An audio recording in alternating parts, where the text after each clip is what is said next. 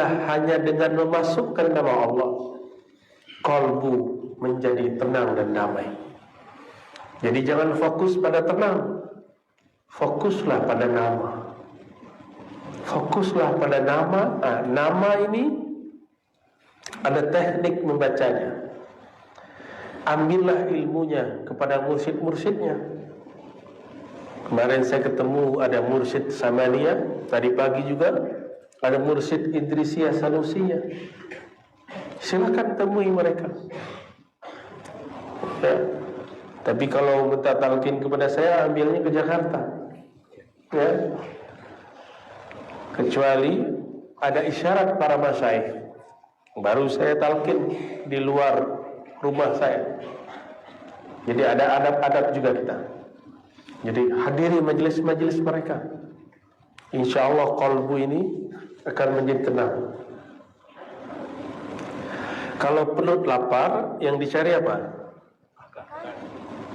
Cari apa? Apakah setiap tempat makan kita datangi? Tidak. Kita cari resto yang enak. Maka cobalah lihat resto-resto yang enak itu parkirnya penuh. Orang parkir, bahkan ada orang yang berdiri antri menunggu giliran dia untuk masuk. Cuma urusan perut orang mau antri. Kapan bapak-bapak ini, tuan-tuan ini, ibu-ibu ini mau antri untuk menyebut nama Allah dalam qalbu? Antri mengambil ilmu qalbu kepada ahlinya. Mesti diambil kepada ahlinya. Resto itu kalau yang bagus-bagus tidak terima GoFood dan GrabFood. Kalau yang bintang-bintang tinggi itu, kalau mau datang sendiri. Betul kan? Hatta ada teman saya di Jakarta buka resto, nggak mau online. Dia bilang saya online to Allah. Oh, kita kaget juga. Luar biasa. Ada orang-orang begitu. Dan setiap hari orang yang datang tidak putus, bahkan antri berdiri, ingin merasakan makanan yang mereka buat. Barangkali itulah analog kias, contoh daripada kalau kita hendak memanjakan perut. Lain dengan orang yang menjajakan makanannya di tepi jalan, karena sudah banyak, biasa. Betul. Kita sering lewat, oh ini biasa. Ilmu zikir bukan ilmu yang dijajakan. Ya? Makanya kami tidak boleh bertalqin kecuali saya merasa itu sudah jadi rumah saya. Itu baru boleh saya bertalqin. Itu rahasia guru kalau mentalqinkan zikir. Dan bagi kami talqin zikir itu bukan sunnah tapi wajib. Kenapa? Ayatnya jelas. Surat Muhammad ayat 19. Fa'lam annahu la ilaha illallah. Ayat ini jelas sekali mengatakan bahwa maka ketahuilah bahwasanya tiada yang berhak disembah, la ilaha illallah. Tiada yang benar-benar mewujud dengan dirinya kecuali Allah. Yang lain wujud karena diwujudkannya. Tiada yang berlaku di alam semesta kecuali yang dia lakukan. Maka kita duduk malam ini di masjid yang diberkahi Allah ini juga karena izin Allah Subhanahu wa ta'ala. Bapak Ibu yang mulakan Allah, jadi qalbu ini dia tidak akan bisa senang kecuali diberikan makanannya. Kalau orang Makassar makanannya pedas-pedas ya, pakai lombok ya. Saya tahunya lombok itu ada pulau. Ternyata lombok itu nama ya, sesuatu yang pedas, sambal ya. Coba orang Makassar dikasih makanan Jogja, udah langsung geleng-geleng. Ya, manis ya. Gudeg. Nggak cocok ya? Enggak banyak yang cocok. Kenapa? Dari kecil lidahnya sudah lain. Kolbu itu semuanya sama, lain dengan lidah. Tapi bedanya kolbu itu otaknya yang lain. Ada yang senangnya kencang, ada yang lembut. Silakan nanti Bapak Ibu cari guru mana yang cocok, yang zikirnya keras atau zikirnya lembut, yang zikirnya berteriak atau zikirnya diam. Itu tergantung selera. Apakah boleh saya yang suka pedas lalu mencaci maki orang yang suka makan manis? Tidak boleh. Apakah boleh saya yang suka manis lalu merendahkan orang yang suka pedas? Tidak boleh. Namun banyak ustaz kata orang sini ya, dia merendahkan orang yang beda selera. Itu gagal faham. Saya khawatir jika dia baca kitabnya kurang banyak. Jika dia baca Quran, kurang mentadabburi Quran. Karena di Quran itu ada ayat perintah zikir keras, ada ayat perintah zikir lembut. Ada semua. Kalau sulit mencari, carilah kitab Al-Azkar Imam Nawawi. Sudah diterjemah. Kalau bahasa Arabnya sudah lupa, baca kitab Al-Azkar. Oh, tapi kata si ustaz dari sini Pak, dari Makassar, Imam Nawawi itu sesat. Imam sesat. Kalau Imam Nawawi sesat, ente apa? Kalau Imam Nawawi sesat, kamu apa? Jika Imam Nawawi bid'ah, dia mungkin dolalahnya. Kita sedih sekali jika ada orang-orang seperti itu. Apa kata Imam Nawawi menyimpulkan banyak ayat? Zikir itu ada yang lembut, ada yang keras. Ada yang dengan lisan, ada yang dengan qalbu. Yang paling bagus digabung. Lisan iya, tubuh iya, qalbu pun juga. Itu Imam Nawawi. Thariqah Imam Nawawi. Tapi Imam Bahauddin Naqsyabandi tidak. Dia mengatakan afdhalul dzikri ma khafi, mengikuti sebuah riwayat asar sahabat Nabi dan tabi'in. Khairul dzikri ma khafi, sebaik-baik zikir yang lembut. Lain lagi dengan Syekh Saman. Syekh Saman gabung, mix. Untuk murid yang hatinya keras, zikirnya mesti keras. Untuk murid yang hatinya sudah lembut, zikirnya lembut. Tergantung selera. Jemaah yang memuliakan Allah, jadi qalbu mesti dikembalikan kepada asalnya. Apa asalnya qalbu? Menyebut nama Allah. Maka tadi al-jismu fi'lullah, al-qalbu ismullah. Ya, qalbu itu isimnya Allah, nama Allah. Semakin banyak nama masuk, dia semakin tenang, semakin tenang, semakin tenang. Ada satu riwayat Bani Israel diriwayatkan oleh Imam Baihaqi dan Imam Tirmizi. Hadisnya sahih. Bahwa nanti di hari kiamat ada seseorang yang tidak punya amal baik secara zahir. Ditimbang, dicetak semua laporan amalnya. Sejauh mata memandang, laporan amalnya maksiat, maksiat, maksiat, maksiat, dosa, dosa, dosa. Tapi dia tidak kafir. Dia hanya pendosa. Melihat hasil seperti itu, ditimbanglah. Ditimbang semua dosanya dan amal baiknya. Amal baiknya 0. Langsung amal buruknya lebih berat. Maka malaikat neraka langsung mengikat dia dengan belenggu-belenggu nar. Ketika ditarik, Allah berkalam, bertitah, wahai malaikatku, apakah kalian telah membedah isi dadanya?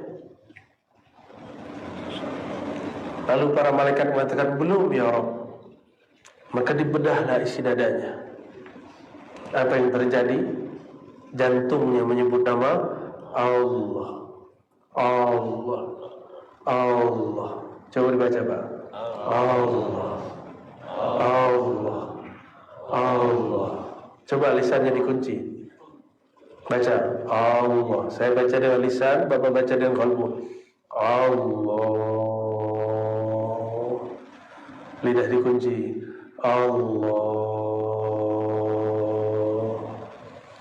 Ya Allah.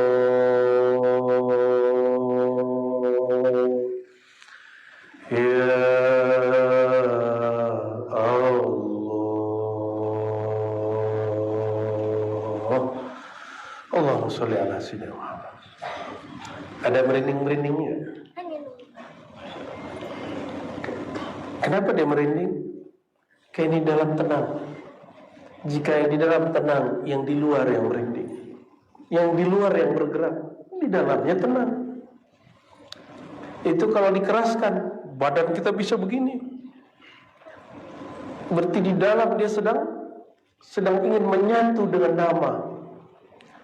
Persatuan qalbu dengan nama bukanlah persatuan seperti air dengan gelas. Hanya Allah yang tahu. Jika nama masuk ke dalam qalbu, dia bergetar sejenak. Setelah itu dia tsumma talinu juluduhum wa qulubuhum ila dzikrillah. Barulah dia tenang. Itu sebabnya dulu kami kalau zikir, saya sebulan lebih.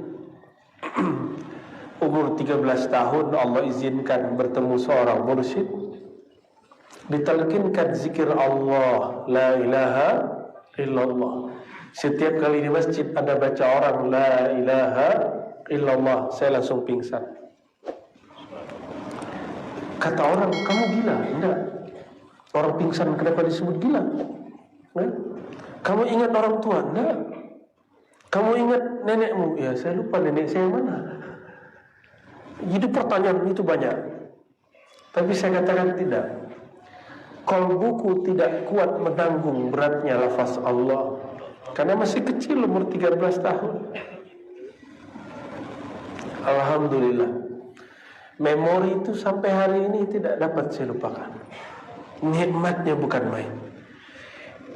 Itu lebih nikmat daripada malam pertamanya orang baru menikah. Wallahi. Ya, kalau ngikutin rasa itu saya tidak mau menikah, Pak. Kalau ngikutin rasa itu. Tapi kalau otak jalan lagi, nakal lagi dia. Tapi kalau ngikutin rasa qalbu, kita hanya ingin bersama dia. Makanya salah seorang mursyid saya yang lain berkalam dulu. Kamu masih sekolah. Ba'da subuh zikirnya jangan panjang-panjang. Nanti kamu gak mau sekolah katanya. Karena asik berzikir. Anak-anak kita ini ada mainan baru apa namanya sekarang yang blok-blok? Lato-lato. Punya dek? Punya? Lato-lato. Itu lato-lato. Kalau anak-anak lagi main, dia lupa minum. Ada handphone pun tidak dilirik. Asik.